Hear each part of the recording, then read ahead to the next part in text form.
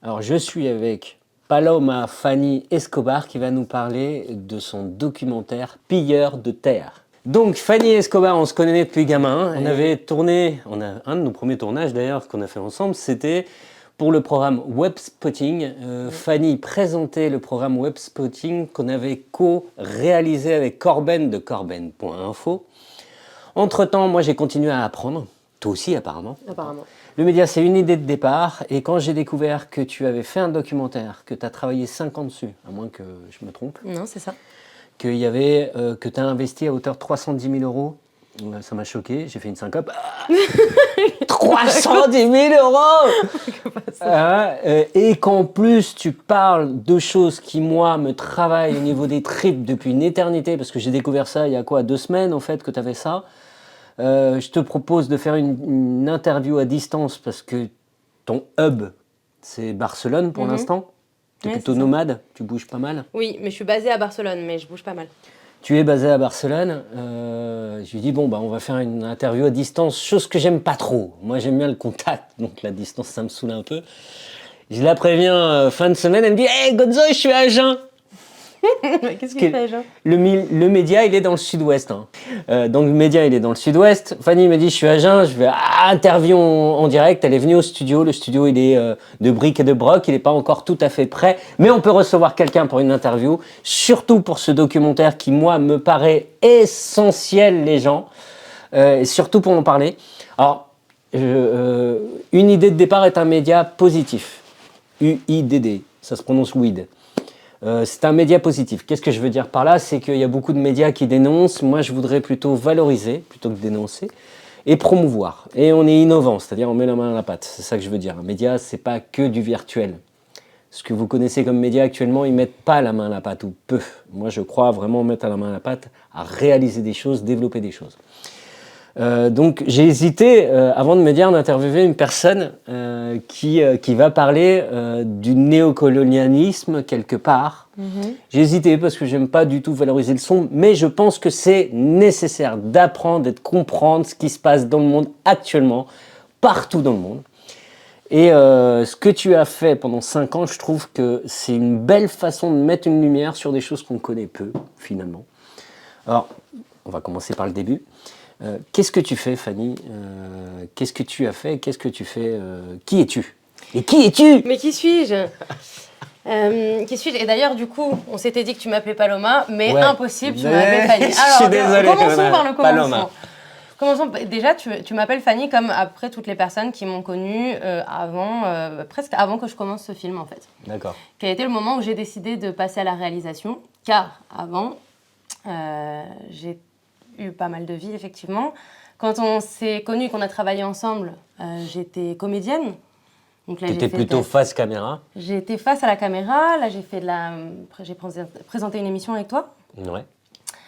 J'ai fait du rap, effectivement, tu me l'as rappelé. Mais bon, c'est comme ça que je t'ai connu, moi. Tu m'as connu comme ça. Ah, moi j'ai écouté. En fait, on m'a fait écouter un morceau. J'ai fait non, faut que je la contacte. Et c'est drôle. Mais on se connaissait d'avant, mais je me souvenais plus, moi. C'est vraiment en t'écoutant rapper que je me suis dit waouh. Puis j'aime bien les gens multiples. Je crois que tu as fait des études de journalisme, il me semble. Ouais, j'ai fait une école privée de journalisme, j'ai fait 1 an et demi. En fait, il s'avère que j'étais déjà comédienne et passionnée par le théâtre, donc c'est ce que je voulais faire. Et je voulais partir voyager et jouer, notamment aller à Londres. Mais voilà, je ne sais pas quelle mouche m'a piqué, j'ai voulu faire le concours de cette école. J'ai eu le concours, je suis rentrée. Mais en fait, l'idée fixe que j'avais déjà à l'époque, c'est de réaliser un documentaire autour des communautés autochtones, notamment les Mapuches. C'était déjà mon idée, en fait, en entrant là-bas. Donc, ça ne me demandait pas nécessairement le cursus qui est nécessaire pour rentrer dans une radio ou dans une télé ou dans un journal. Toi, tu avais déjà une idée bien précise. Mapuche, c'est une ethnie qui vit au sud du Chili et de l'Argentine. Matriarcale et indépendante, les Espagnols ne sont jamais passés, juste pour info. Eux, ça fait 300 ans qu'ils bataillent, ça fait pas 10 ans. Et voilà, et en fait, j'ai quitté l'école parce que j'avais cette sensation de ma flamme artistique qui s'éteignait. Et j'ai continué à jouer pendant plusieurs années, à travailler comme comédienne. J'ai fait un peu de télé, pas en tant que présentatrice, du théâtre. Et puis petit à petit, j'ai commencé à passer à la photo. Et j'ai monté un petit collectif il y a quelques années avec des amis. On faisait déjà entre l'événementiel et la vidéo. Donc là, on était tous multicasquettes. Donc on écrivait des scénarios, on faisait de la réalisation, assistance réalisation, tout ce qui pouvait se passer autour de la com et de ces réalisations de films, clips, courts-métrages. Et puis l'industrie du cinéma telle qu'elle m'a un peu fâchée, en tout cas en tant qu'actrice. Pourquoi? Parce que beaucoup de violence, à mon sens, beaucoup d'injustice. J'avais l'impression que les dés étaient pipés. J'ai eu plusieurs déceptions. Et puis, C'est lié au réseau, tu veux dire? c'est lié au réseau, puis c'est lié à tout ce qu'on a fini par découvrir après autour des mouvements MeToo. C'est un secret pour personne, en tout cas, je pense pour aucune jeune femme qui travaille dedans. C'est lié à la soumission physique des femmes et des hommes, en fait, mais principalement des femmes, j'imagine. Oui, voilà. Voilà. Tu En me tout diras cas, si je suis non, trop non, non, violent, non, non, non, parce c'est que pas violent. Je sais pas comment vraiment le résumer, mais oui, il y a un petit monde. Il y a une petite élite et qui est principalement formée d'hommes qui décide plus ou moins du sort des autres. En tout cas, moi, ça a été mon expérience et ça a été une expérience qui a fini par me prendre la tête. Et donc, je me suis retrouvée à un virage où je me fâchais avec mon art ou alors je me métamorphosais. Et il était hors de question que je me fâche avec l'art de l'acting, en fait, qui pour moi est essentiel.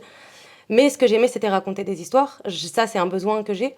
Et du coup, j'ai décidé de passer à la réalisation, notamment pour être active, en fait. Pas pour être dans l'attente. De toute façon, j'écrivais déjà, j'aimais les images, j'avais 1000 choses à raconter. J'avais pas envie d'attendre qu'on me propose de démontrer mes capacités en permanence.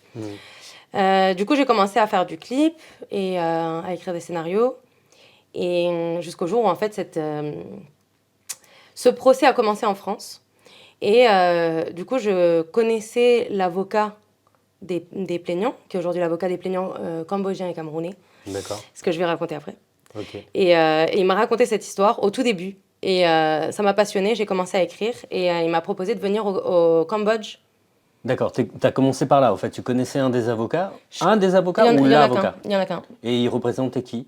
Il à ce moment-là représentait une 50aine de membres de la communauté Bunong au Cambodge, Ici en France, en France, contre le groupe Bolloré, qui œuvrait au Cambodge. à travers une de ses filiales qui s'appelle Socfin. D'accord. Je t'explique un peu le contexte du film. Mais t'es là pour ça. Euh, Enfin, je crois. je crois aussi. Du coup, en fait, donc Bolloré a plusieurs filiales, notamment qui vont être dans des plantations industrielles. Là, dans ce cas, d'EVA, donc l'arbre à caoutchouc, ou d'huile de palme. À travers Socfin, qui est une de ses filiales, filles, et la Soca Palm, qui est une filiale encore de Socfin, au Cameroun. Et en fait, sur place, les communautés, avec leurs avocats, avec plusieurs ONG sur place, avaient déjà tenté, depuis 10 ans, tout un tas de recours pour un peu se libérer de l'oppression grandissante de cette société qui accaparait de plus en plus de terres, qui les avait déjà déplacés, qui avait détruit des cimetières, qui avait déjà pollué les eaux, et donc toutes ces personnes qui se retrouvaient dans la pauvreté, parce qu'elles n'avaient plus de toute façon les champs et les ressources qui leur permettaient de vivre, elles ne pouvaient plus pratiquer leur agriculture, et du coup elles avaient besoin d'argent qu'elles n'avaient pas. Donc elles se retrouvent à travailler pour la société à des prix totalement dérisoires. Et en fait, c'est après plus de 10 ans de combat qui ne mènent à rien, qui décident de chercher plus loin s'ils peuvent trouver une solution à l'international. Et petit à petit, en fait, c'est tombé dans les mains de cet avocat. Donc, il combattait de quelle façon? Alors, il combattait. Avant l'avocat, je te parle. Ouais. Il combattait en manifestant, se mettant Oui, dedans? au tout début, il y a eu... luttant contre les machines directement, ou comment? Il y a eu ça au tout début. Mais alors, ça n'a pas duré extrêmement longtemps, parce que la répression a été forte. Mais au tout début, il y a plusieurs personnes qui se sont jetées directement sous les bulldozers, qui s'allongeaient dans les champs pour les empêcher de passer. Il y a eu des destructions de bulldozers. Il y a un film qui s'appelle Le Dernier Refuge, qui a été fait au moment de l'accaparement. Et on voit que les bulldozers, en fait, retournent la terre. Et à l'intérieur, tu retrouves des bouts d'os, des ancêtres, en fait. Enfin, on est sur les cimetières. Et ils se sont fait exproprier par l'État cambodgien? Non, par Socfin. D'accord. Par la société elle-même. Ouais, par la société elle-même. Alors dans ce cas-là, effectivement, on a des montages un peu compliqués avec l'État Cambodgien, tu veux dire. cambodgien, ouais, qui lègue ces terres à cette société. Sauf que elle leur appartient pas, selon les ethnies, j'imagine. Voilà, exactement. Selon les ethnies, non. Selon le gouvernement français, quand ça va aller là, bah, on n'a pas de contrat de bail. Les personnes n'ont jamais acheté cette terre. Et ils ne se réfèrent pas à des limites spatiales qui ont les mêmes références qu'une société comme Socfin. Mais sinon, c'est des points de repère. Donc après la rivière et de l'autre côté, c'est selon les usages que font les uns et les autres. Maintenant, tous les connaissent. Et bon, on ne peut pas nier l'implication et la responsabilité de l'État cambodgien, et d'ailleurs des États, tous les États qui sont impliqués dans ces accaparements de terres. Y compris français? Bah, du coup, moi, la responsabilité du gouvernement, de la justice, de l'État français, c'est une des questions que je pose dans le film. C'est-à-dire que jusqu'à présent, on partait du principe que, bon, voilà, si l'État cambodgien a accepté de donner ses terres, on va plier. Maintenant, cette situation, elle se reproduit dans énormément de pays à travers le monde. C'est toujours les mêmes techniques. C'est des intimidations. C'est des alliances avec certains chefs d'État ou avec certains hauts placés politiques qui vont remonter au plus proche. Puis ensuite, ça peut être les chefs de village. Puis une fois que tout le monde est dans la poche un peu des dirigeants de l'entreprise, on arrive dans les villages, on commence à faire des promesses. Aucune de ces sociétés n'arrive dans les villages en disant on va juste vous anéantir. C'est toujours un chaud-froid. Ouais, bien sûr. Donc là, ils arrivent, au début, pour le coup, chez les Bunong, ils arrivent du jour au lendemain. Les personnes se réveillent, il y a des bulldozers dans leurs champs. Ils se jettent dans les champs en demandant mais qu'est-ce qui est en train de se passer? Et là, en gros, c'est évidemment pas, encore une fois, directement les gérants de Socfin qui font ça. C'est des sous-traitants. Des sous-traitants avec une espèce de service de sécurité. Donc, on a des types dans des bulldozers, on a un service de sécurité et on dit aux gens, vous bougez, là, si vous êtes là dans 1 heure, on vous roule dessus. Et ensuite, il va y avoir des négociations, On va venir leur dire, écoutez, si vous bougez sans faire de problème, on vous donne $200 par hectare. Mais sauf que personne ne voulait vendre, déjà de base. $200 par hectare, ça représente rien du tout. Évidemment, ça compte pas non plus tous les arbres fruitiers qui sont dessus. Et en fait, les personnes qui refusent finissent par se faire raser leurs champs, se faire exproprier, effectivement, et se retrouvent sans rien. Du coup, les derniers, parfois, vont accepter l'argent, ce qui ensuite va servir à la société à dire « Ah bah, ils ont pris l'argent, vous voyez, c'est vénal ». Ou alors, on va leur proposer des fois des terrains en échange. Sauf qu'on parle de terrains qui sont extrêmement loin et qui sont généralement de mauvaise qualité. Oui, qui sont pas riches, quoi. Qui sont pas riches, donc les gens ne peuvent rien faire pousser dessus. Et c'est pour faire pousser de l'huile de palme, enfin des palmiers à huile de palme au Cambodge? Au Cambodge, c'est de l'EVA, donc l'arbre à caoutchouc. L'arbre à caoutchouc. Ok. Tu vois comment ça fonctionne? Oui. Tu sais que c'est un vol, en fait, des Anglais, l'arbre à caoutchouc. Et oui. Il ne poussait que à Manaus. C'est pour ça que la ville de Manaus était une des villes les plus riches des Amériques. Les Anglais ont volé donc les arbres, les souches, et ils les ont emmenés en Malaisie, qui est un grand producteur d'arbres à caoutchouc. Ouais. D'accord, donc c'est comme ça qu'ils ont commencé au Cambodge, et toi tu as rencontré donc cet avocat qui t'en a parlé de cette histoire, ça t'a motivé de commencer à écrire dessus, d'imaginer des façons de filmer ou d'en parler, c'est ça? Oui. En fait, d'ailleurs, c'est intéressant parce que tu vois, tu me demandais la connexion entre. Généralement, en fait, j'ai remarqué, d'autant plus en France, mon sentiment, c'est que les gens, dans les différents milieux, n'apprécient pas trop que tu aies eu plusieurs vies. Et du coup, moi, j'ai fini par lisser, en fait. J'arrête de faire le panorama de toutes mes expériences. Et j'aime bien que tu me le demandes parce qu'en fait, dans ma vie, toutes les choses sont assez liées. Et tout est lié. En fait. Je suis d'accord. Mais apparemment, c'est pas toujours aussi simple de le comprendre. Alors que moi, j'y trouve un sens en fait dans cette douce évolution entre mes aspirations et entre mes directions. Et il y a beaucoup d'instinct dans ce que je suis, dans les nouvelles directions que je prends à chaque fois. Bon, tout ça, en fait, c'était pour dire que cette personne, je l'avais rencontrée lors d'un festival de théâtre qui est co-organisé. Et en fait, sur les dernières années où j'ai travaillé un peu dans le théâtre, j'ai pu faire cette connexion avec certaines personnes qui m'ont amené plus tard à entendre parler de cette histoire, qui avaient un lien avec quelque chose que je voulais faire depuis très longtemps. Et en fait, j'avais commencé du coup à écrire des scénarios à cette époque. Et donc, quand j'entends parler de ça, je sais pas, en fait, je me prends un peu de passion et j'écris. Et j'écris ce qui serait une idée plutôt de reportage, en fait, qu'autre chose. Et en fait, c'est ça qui l'a motivé à me dire, bon, bah, écoute, si tu veux, viens voir directement sur place. C'est ton action qui l'a motivé à te dire... C'est ça. Okay. En fait, lui m'en a parlé et moi, de ça, j'ai commencé à écrire et là-dessus, il m'a proposé de l'accompagner. Et en fait, la première fois, du coup, je le filme en train de rencontrer les plaignants. Mais moi, quand je les rencontre pour la première fois, je connais rien de leur histoire. Du coup, il y a... De l'ethnie, tu connais rien de leur ethnie, de leur façon de vivre et de leur façon de voir, en fait, c'est ça? Ouais.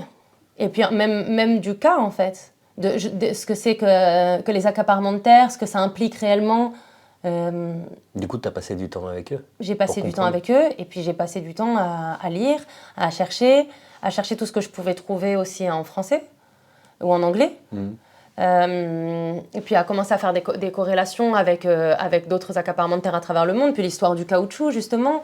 J'ai beaucoup lu sur le Putumayo au Pérou. J'ai commencé à remonter et à me rendre compte des corrélations, jusqu'à rencontrer aussi des anthropologues.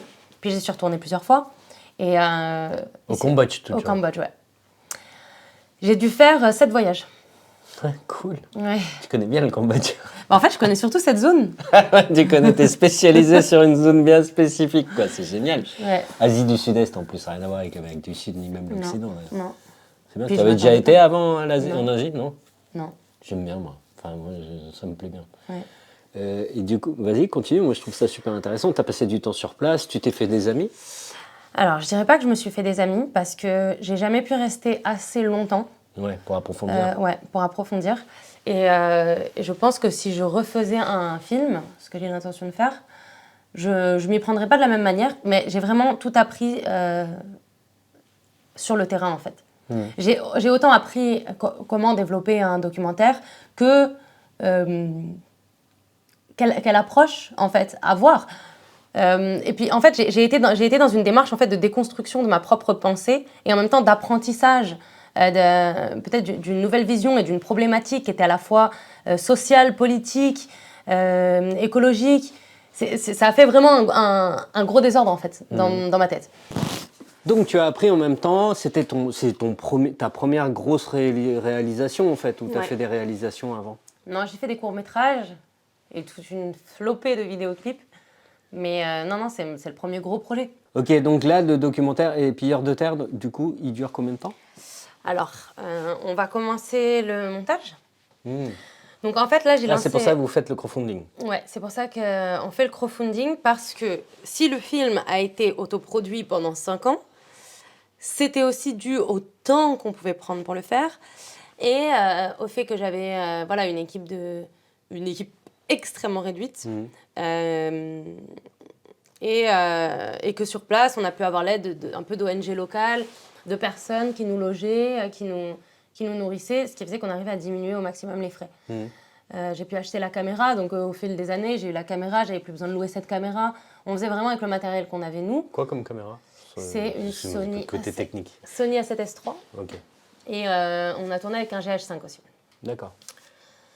Mais avant ça, on a tourné avec beaucoup d'autres caméras.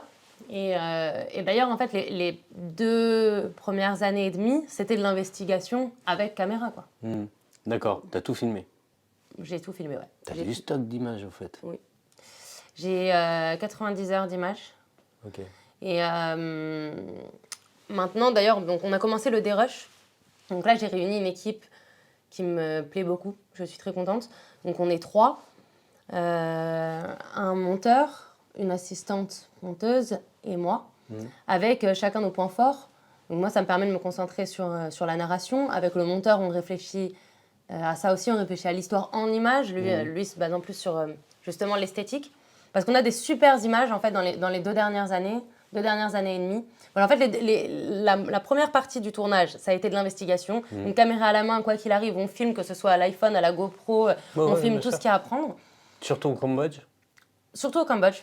D'accord. Je ne suis allée au Cameroun la première fois qu'il y a 2 ans. D'accord. Il y a 2 ans. Et tu y es retourné plusieurs fois ou J'y tu suis as été une seule retournée fois? 2 fois. 2 fois. Pas que c'est un pays incroyable. C'est un pays incroyable, en effet. Bah, là aussi, moi, j'ai vu surtout un endroit, donc la C'est quoi brousse l'ethnie autour. au Cameroun, du coup? En fait, il y en a des dizaines là-bas. D'accord.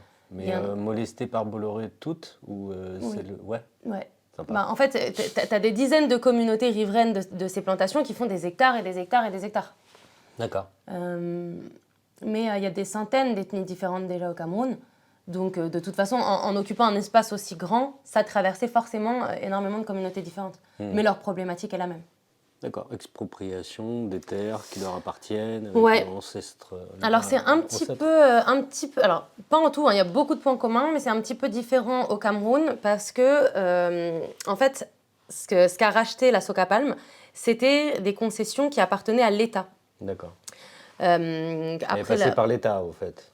Oui, en fait, pendant je sais pas, plusieurs dizaines d'années, ça appartenait à l'État, donc l'État employait des communautés locales, c'était pas aussi grand non plus, et puis l'État faisait son rôle, c'est-à-dire qu'il construisait des infrastructures, il construisait des écoles, il améliorait des routes, enfin voilà, en fait, comme tout gouvernement qui va se développer dans une partie de son territoire, va aussi apporter des choses à sa population. Oui. Donc, que ce soit de l'emploi, de la sécurité, de la santé, etc. etc. Mais il y avait un respect des cultes et de la culture et des croyances et des habitudes, des coutumes de toutes les communautés qui étaient sur ces territoires. Donc, c'était comme une alliance, en fait. Et quand ils ont vendu à la Socapalm, la Socapalm a d'abord signé ce contrat en promettant qu'elle allait poursuivre le travail de l'État. D'accord. Et ça crée également une situation où, évidemment, les riverains attendent que cette partie du contrat soit respectée. Sauf que finalement, la Socapalm, une fois privatisée, a commencé à prendre de plus en plus de territoire, à ne jamais employer les riverains, parce que bien sûr, ils n'ont aucun intérêt à employer des personnes qui tiennent à ces terres et qui vont jamais les aider à les détruire. Donc ils ont commencé à ramener énormément d'ouvriers de partout ailleurs dans le pays.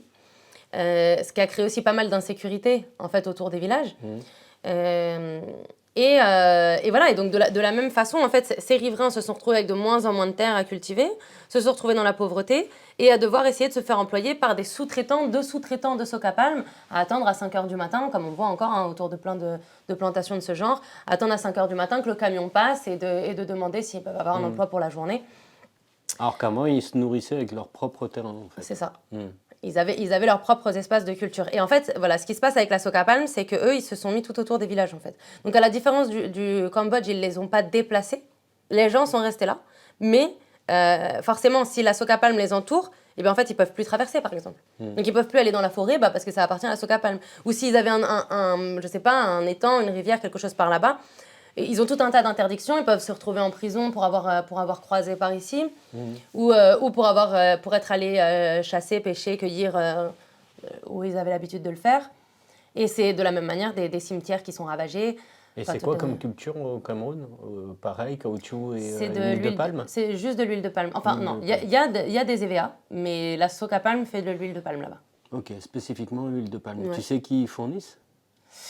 Alors, j'arrive pas à le savoir précisément. Ils ont Ils doivent avoir un centre qui revend et dispatche après, j'imagine, non? C'est une des informations que tente toujours d'avoir l'avocat. En fait, il perd un peu la trace. À qui est-ce qu'ils vendent, quoi? Et d'ailleurs, c'est assez parlant sur les images que j'ai faites parce que si tu vas dans les marchés, en fait, tu as beaucoup de bouteilles d'huile de palme qui sont des bouteilles artisanales. Ouais, ouais. Mais à Paris aussi, hein. Ouais. Dans le 10e, t'en trouves des bouteilles comme ça d'huile de palme. Et ben, ces bouteilles, en fait, elles représentent l'agriculture artisanale qui se faisait pendant des années et qui permettait à des familles de se nourrir. Ah, Le d'accord, tu veux problème- dire, ils faisaient pousser leur palmier, Eh oui. et puis, ouais. Et ils vendaient ça. Mais c'était pas une monoculture qui ravageait Exactement. la terre, en fait. C'était pas une monoculture, puis ça servait directement les producteurs. Les petits producteurs d'huile de palme. Oui. Et d'un seul coup, en fait, on a cette industrialisation qui ne sert absolument pas les locaux. petits producteurs, les locaux, les riverains des plantations, qui ne sert personne. Et en fait, on voit ça dans les étalages, même au Cameroun, il y a ces pubs d'huile de palme de grande consommation, on va dire, et puis les petits producteurs qui viennent vendre au marché. Et c'est la même chose pour les artisans en France, en fait, avec les gros supermarchés qui s'installent et qui vendent Mais c'est ça. 1000 produits qui viennent du monde entier, et les artisans qui, eux, n'ont plus la même visibilité, ni le même impact. Et je pense que c'est important de rappeler ça parce que moi, ça a été une des choses que j'ai dû comprendre et qui a fait partie peut-être de ma déconstruction. C'est quand on parle des supermarchés, voilà, on ne peut pas criminaliser. Le problème, c'est pas qu'il y ait de la nourriture et qu'on la vende. On a besoin de nourriture, on a besoin de manger. Certaines personnes ont besoin de la produire pour gagner de l'argent. Nous, on a besoin de l'acheter pour pouvoir nous en nourrir. Le problème, c'est quand ça s'industrialise et que c'est des bulldozers qui roulent sur toute... Donc là, pour être concret, vous avez besoin de visibilité pour le crowdfunding, d'argent pour finir ce que vous avez commencé, parce que vous avez les tournages. Tu as fait des interviews des gens ou tu as juste filmé J'ai fait plus d'une trentaine d'interviews. D'accord. J'ai fait plus d'une trentaine d'interviews, alors sur place, à une quinzaine de membres des communautés au Cambodge et au Cameroun, puis à des activistes sur place. D'accord. Donc des interviews qui, en plus, il a fallu traduire, parce que la traduction du Bunong à l'anglais n'est pas simple, du Bunong au français est encore moins simple. Donc ça a été déjà un travail assez long. Puis petit à petit aussi à des membres d'ONG locales et puis à des membres d'ONG occidentales qui travaillent sur place, puis en France, en Suisse, en Belgique à d'autres membres d'ONG, à des députés, à des juristes. Ah ouais. Ouais. J'ai pu rencontrer... Les industriels? Non, là non. Et alors en fait, pendant longtemps, je comptais attendre la fin du tournage pour aller justement récolter l'avis contraire pour faire ce travail journalistique. Et en fait, j'ai décidé de ne pas rentrer dans le... Enfin, de ne pas signer ça comme une investigation, en fait. De ne pas signer ça comme une journaliste, même si j'ai fait mes recherches, même si je suis allée toujours plus loin dans la découverte de preuves, surtout de témoignages, en fait, accablants. Mais j'ai senti que mon expérience... l'élan qui m'avait poussé moi, en tant que citadine parisienne, européenne, franco-chilienne, tout ce mélange à aller là-bas, à réfléchir à tout ça, tout ce que je te raconte, toutes ces prises de conscience que j'ai pu avoir pendant ces 5 années, j'ai senti que c'était peut-être beaucoup plus le cœur de mon histoire que de tenter de faire un film purement dénonciateur aujourd'hui, qui fonctionne aujourd'hui comme un pavé dans la mare et qui disparaissent ensuite. Notamment quand j'ai découvert justement toutes les corrélations entre les accaparements de terre à travers le monde. Quand j'ai commencé à me rendre compte qu'effectivement, les Cambodgiens, les Camerounais pouvaient converser ensemble de ces sujets parce qu'il se passait la même chose en Amérique latine, en Asie, en Afrique, et qu'en fait ces techniques étaient rodées, il m'a paru plus intéressant de montrer leur méthode de résistance et d'en faire un film avec sa poésie, avec sa réflexion, qui puisse être amené auprès des différentes communautés, parce qu'il y a quand même un atout pour les multinationales, c'est que les gens se sentent isolés et ils pensent qu'ils sont les premiers à qui ça arrive. Et je pense que d'avoir un outil pour pouvoir se rendre compte que ce soit en tant que membre d'une de ces communautés, à qui j'espère que ça pourra servir, mais à des personnes comme moi, comme toi, qui pourraient avoir envie de se lancer dans un activisme ou même une conscientisation de notre manière de consommer, savoir que ça existe, savoir que c'est la même chose, savoir repérer ça, pour moi, c'est plus important encore que de faire un travail purement journalistique en allant demander au groupe Bolloré ce que je sais. Enfin, il y a zéro moment où... Tu documentes, au fait, une connexion entre des ethnies. En fait, tu fais c'est exactement ce que je disais juste avant, en finissant. C'est exactement ça. En fait, c'est ça qui m'a passionnée. C'est l'idée qu'il y ait une convergence des luttes à l'international. Et en fait, je crois que des petites, la question que je me posais autour des Mapuche, c'était est-ce que on est dans une période de notre humanité où certains ont décidé que des peuples étaient voués à l'extinction. Est-ce qu'ils sont voués à l'extinction? Est-ce que ça va disparaître? Est-ce que ce que moi je rêve d'apprendre de ces cultures dont on me dit que je suis peut-être arrière-petite-fille de Mapuche, ce que je sens à l'intérieur de moi, est-ce que je suis la dernière génération qui va le sentir? Est-ce que c'est ça notre humanité? Enfin, je veux dire, est-ce que c'est acté ou non? Et je ressens de la force et de l'enthousiasme à l'idée de me rendre compte que des communautés autochtones si différentes et avec aussi des valeurs qui se retrouvent, notamment dans l'approche de la terre, du territoire, de la vie en communauté, de l'utilisation de la terre, de notre appartenance aussi. et qui luttent ensemble. Que ça gronde, que ça résiste en fait. Cette résistance, elle me... Elle te motive. Oui, elle me stimule. Elle me plaît. Il y a de quoi motiver. Hein. Moi, en fait, j'ai envie de répondre ce qu'a répondu Jodie Foster dans le film Contact, grand film de philosophie. Le monde est celui qu'on en fait. Ce futur documentaire, au finish, Pilleurs de terre, j'aime bien le nom. Et je trouve ça essentiel qu'on mette en avant vos nécessités actuelles. C'est pour ça que je suis revenu dessus, hein, le montage. Vous avez besoin de finances pour le montage, pour le format aussi, j'imagine, pour le passer en format cinéma et tout ça. Étalonnage, vous allez faire, j'imagine aussi. Et donc, du coup, moi, ça me fait plaisir que tu batailles là-dessus, parce que c'est une bataille, c'est une vraie bataille, que tu mettes cette énergie dedans. Et je sais pas, tu veux dire quoi aux gens? Comment ils peuvent t'aider? Comment on peut faire sortir tout ça plus facilement? Alors, en fait, donc l'idée vraiment là, en lançant le crowdfunding maintenant, et pourquoi est-ce que j'ai décidé de le lancer? Pendant ces 5 années, du coup, j'ai travaillé vraiment dans mon coin, tout en affinant la réflexion, en affinant le rôle que je voulais prendre dedans, quel était exactement le message. Et pour moi, ça avait du sens de l'autofinancer. Après, j'ai cherché des fonds hein, pendant les 2 dernières années. J'ai envoyé au CNC, à tous les fonds privés et publics de France et de Navarre. Je me suis associée avec un Péruvien. On a cherché aussi au Pérou. On a eu vachement de mal à trouver des fonds parce que le sujet est hyper spécifique. En tout cas, il paraît spécifique, même si moi, je pense qu'il est global et que je suis sûre que dans son résultat, ça se sentira. Et puis parce que ça touche au groupe Bolloré et que, en tout cas, les personnes avec qui j'ai pu communiquer me disaient « Moi, je me mets pas là-dedans. Je ne sais pas où ça va mener et j'ai pas envie de m'y mettre. » Maintenant, on est arrivé à un point où on a des images extrêmement fortes, on a des témoignages puissants, nécessaires. Quand je les regarde, j'en ai des frissons aujourd'hui alors que je les connais par cœur. 1000 fois, j'ai envie de les montrer aux gens. Et ça m'a motivée à aller chercher les gens pour le terminer, parce qu'effectivement, maintenant, j'ai une super équipe de montage, mais il faut les payer. Et on en a au moins pour 4 mois. Et c'est des journées de plus de 12 heures. On ne dort pas, on n'est que dedans. Et enfin, voilà, hein, tout travail mérite salaire. Les gens, moi, j'ai donné tout ce temps-là, mais je veux respecter mes équipes. Enfin, tu vois, je ne vais pas, non, bien sûr. Moi, sous-payer les gens alors que j'essaye de faire un film social, tu vois. Donc on n'en est pas là, donc ça me semble clair.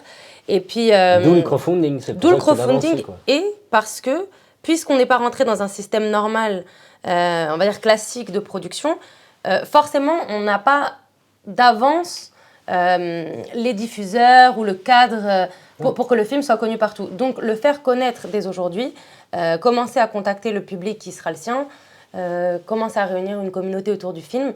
C'est absolument nécessaire pour qu'il puisse exister. Bien sûr. Donc, dans le crowdfunding, et ce qui, moi, me motive à me lancer comme ça dans des actes de promotion qui sont tout à fait contraires à ma nature et qui me coûtent beaucoup d'insomnie. Merci. C'est parce que je crois en ce qu'on va finir par apporter. Et tu mets l'énergie à laquelle tu crois, quoi. Voilà. Là, on joue le tout pour le tout, mais j'ai pas peur, en tout cas je tremble pas en demandant aux gens de se joindre, d'apporter, que ce soit financièrement à hauteur de 10 euros ou à hauteur de 100 euros, ça nous aide de toute façon énormément. Et l'autre chose, effectivement, que ce soit studio on a besoin de mixer le son, on a besoin de studio de mix, on a besoin d'ingé son, on a besoin d'un studio de colo. J'ai une coloriste, super, mais j'ai pas de studio de colo. Et voilà, de pas mal de matériel encore un peu jusqu'à la fin. Donc, toute aide matérielle, monétaire... Et bienvenue. Voilà. Et puis, d'en parler un maximum. On le retrouve facilement, de documentaire. Il y a un profil Instagram, oui, il y a un profil Instagram, Pilleurs de terre, Pilleurs avec un S et terre sans S, Pilleurs de terre sur Instagram. Et il y a un site internet, pilleurdederre.com.